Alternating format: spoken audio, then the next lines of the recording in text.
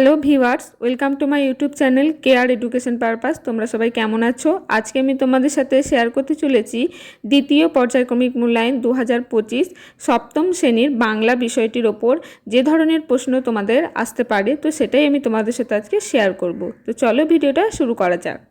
প্রথমে দেখো, দ্বিতীয় পর্যায়ক্রমিক মূল্যায়ন 2025 সপ্তম শ্রেণীর বিষয় বাংলা। ফুল মার্কস হচ্ছে তোমাদের 50 নম্বরে। প্রথমে দেখো, সঠিক উত্তরটি বেছে লেখো 1x5। তো প্রত্যেকটি প্রশ্নের জন্য 1 নম্বর করে, যে কোনো এখানে 5টি তোমাদের লিখতে হবে। তো দেখো, পৃথিবী যে নিজের কক্ষপথে সূর্যের চারিদিকে ঘোরে তা প্রথম বলেন কে? বলেন 4টি অপশন আছে। সঠিক উত্তর কোপার্নিকাস।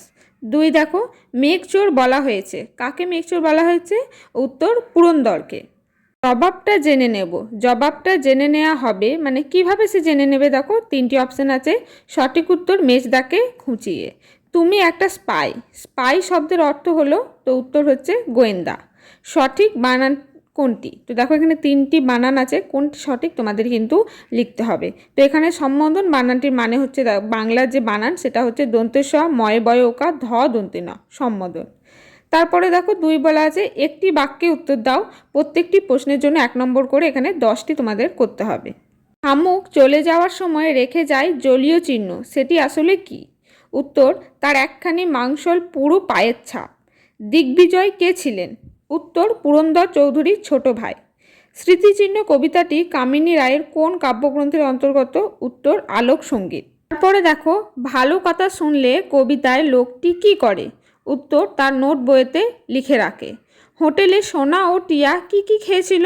উত্তর রুটি আর সুরুয়া। সাইবেরিয়া কোথায়? সঠিক উত্তর রাশিয়ার উত্তরে অবস্থিত চিরতুষারে বৃত্ত এক দেশ। নোট বই কবিতায় কোন কোন পতঙ্গের উল্লেখ আছে? উত্তর ফড়িং ও আরশোলা। কটি বাদর খেলা দেখাতে এসেছিল? উত্তর 4টি। আমার সোনার বাংলা গানটি প্রথম কবে গাওয়া হয়? সঠিক উত্তর 1905 সালের 25শে আগস্ট। তারপরে দেখো, স্মৃতিচিহ্ন কবিতাটি কার রচনা? উত্তর হচ্ছে কামিনী রায়ের রচনা। তারপরে দেখো, সংক্ষিপ্ত উত্তর দাও 4x3, মানে 4টি তোমাদের প্রশ্ন লিখতে হবে 3 নাম্বার করে। প্রথম প্রশ্ন দেখো, ব্যাখ্যা করো সবুজ ফসলের সুবর্ণ যুগ আসে। তো এই লাইনটা পুরো তোমাদের ব্যাখ্যা করে লিখতে হবে 3 নম্বরের মতো লেখা, 3 নম্বর পাওয়ার মতো করে। 2 দেখো, ওরা ভেবেছিল মনে, উক্তিটি কোথা থেকে নেওয়া হয়েছে? এখানে ওরা বলতে কাদের বোঝানো হয়েছে?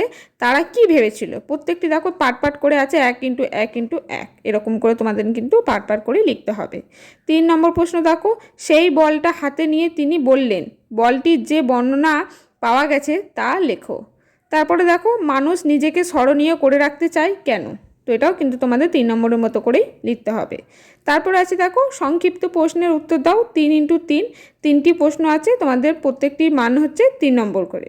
1 নম্বর দেখো, চোখ খুললেই সোনা দেখে সর্বনাশ হয়ে গেছে। কি সর্বনাশ হয়েছিল? তারপর সে কাণ্ডটি ঘটেছিল তা লেখো। ওর নামই দিয়ে দিল স্বর্গের শুরুয়া। স্বর্গের শুরুয়া নামটা কে দিয়েছিল? এই নামের পিছনে যে ঘটনা আছে তা লেখো। তারপরে দেখো, মাকু গল্পে জঙ্গলের পাতা ফাঁদগুলি কেমন তার বর্ণনা দাও। পরে দেখো, ব্যাকরণ থেকে তোমাদের সঠিক উত্তর বেছে লেখো। 4টি এখানে প্রশ্ন আছে, প্রত্যেকটি প্রশ্নের জন্য 1 নম্বর করে। প্রথম প্রশ্ন দেখো, বিপরীতক শব্দদ্বৈতের উদাহরণ। বাড়িঘর, অল্প বিস্তর, ধারে কাছে। 3টি অপশনের মধ্যে সঠিক উত্তর অল্প বিস্তর। 2 নম্বর দেখো, সঠিক বানান কোনটি? এখানে কালিদাস শব্দটির সঠিক বানান কোনটি? এখানে 3টি অপশন আছে। সঠিক উত্তর কয়াকার লয় দীর্ঘী দয়াকার দন্তেশ্ব, এটা হচ্ছে সঠিক উত্তর। 3 নম্বর প্রশ্ন দেখো, ছমছম শব্দটি হলো যৌগিক শব্দ, রূঢ় শব্দ, ধনাত্মক শব্দ। সঠিক উত্তর হচ্ছে ধনাত্মক শব্দ। বাচ্চারা চোর চোর খেলছে। চোর চোর শব্দদ্বৈতটি ব্যবহৃত হয়েছে অনুকরণ অর্থে, দ্রুত অর্থে, আসন্ন অর্থে, বহুলতা অর্থে। সঠিক উত্তর অনুকরণ অর্থে। তারপরে দেখো, যে কোনো একটি বিষয়ে প্রবন্ধ রচনা করো। 1x10, মানে যে কোনো একটি লিখবে 10 মার্কসের। এটা প্রথমে দেখো, বর্ষাকাল সম্বন্ধে একটি প্রবন্ধ রচনা লিখতে পারো, বা পরিবেশ রক্ষার ছাত্র সমাজের ভূমিকা, এটা যদি না হয় অথবা দিয়ে দেখো একটি চিঠি আছে, বিদ্যালয়ে আয়োজিত শিক্ষামূলক ভ্রমণে অংশগ্রহণ করার আবেদন জানিয়ে প্রধান শিক্ষকের কাছে পত্র রচনা করো। তো 3টির মধ্যে যে কোনো একটি লিখবে তোমরা, তার জন্য কিন্তু তোমাদের 10 মার্কস। তাহলে তোমাদের 50 মার্কসের যে কোয়েশ্চেন অ্যান্সার হওয়ার কথা তোমাদের সেকেন্ড ইউনিট টেস্টে, পুরো এরকম টাইপেরই কিন্তু তোমাদের প্রশ্ন আসতে পারে। তো তোমরা ভালো করে ভিডিওটি দেখে নিও এবং সেই মতো তোমরা প্রিপেয়ার করেছো। আজকের ভিডিওটা এই পর্যন্তই। যদি ভিডিও ভালো লাগে একটু লাইক করে দিও। চ্যানেলে নতুন হয়ে থাকলে চ্যানেলটি সাবস্ক্রাইব করে পাশে থেকো পরবর্তী বিভিন্ন ধরনের টপিকের ভিডিও পাওয়ার জন্য।